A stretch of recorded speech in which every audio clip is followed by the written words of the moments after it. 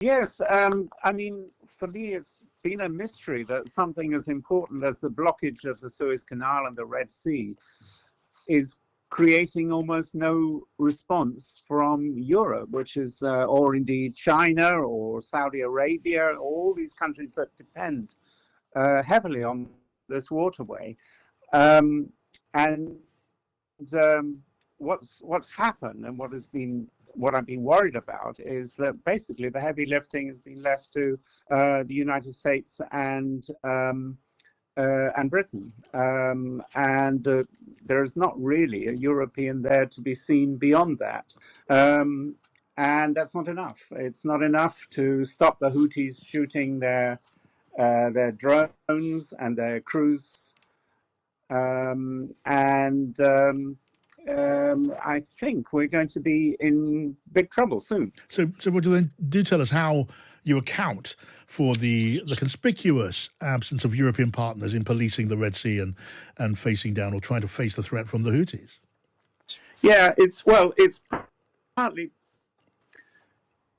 because it's a US-led operation, and the authority is already bleeding out of the White House. So it's very difficult at the moment for many Europeans to trust a European-led mission because, first of all, they don't know what will happen if Trump gets in, and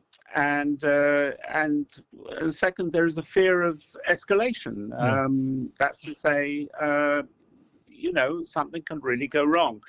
I mean, it could be that we hit, or the Americans hit an Iranian spy ship that's relaying information to the Houthis. It gets sunk, and then suddenly we're at war with Iran. And this is the kind of thing that's scaring off the others. Yes, and you raise other possible reasons for, I don't know, reluctance on the part of some of the European powers. I mean, if the Houthis say managed to take hostages, that would clearly mean, well, the waves would emanate pretty rapidly, wouldn't they? Yes, I mean, and the Iranians are well aware of how they can influence American politics by taking hostages. That's how it all happened with the Jimmy Carter, the Jimmy Carter outcome in 1979. When they took more than 100 American diplomats hostage, and there were various attempts over a year to free them or negotiate their freedom, and in the end, they essentially decided that election. They made Jimmy Carter into a one-term president, and that's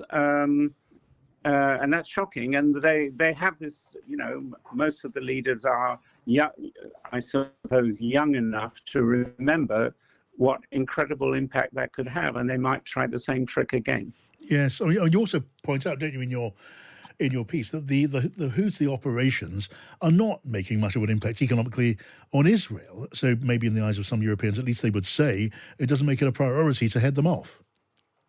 Yes, I mean, the reality is that Israel uses mainly its Mediterranean ports like Haifa rather than the Red Sea. So although the Israeli economy is in trouble, it's not so much because of the Red Sea traffic. And so some of the Europeans are saying, well, we don't need to make this gesture of solidarity to Israel, or at least we don't need to attack the Houthis as a gesture of solidarity to Israel. But that's false reasoning, and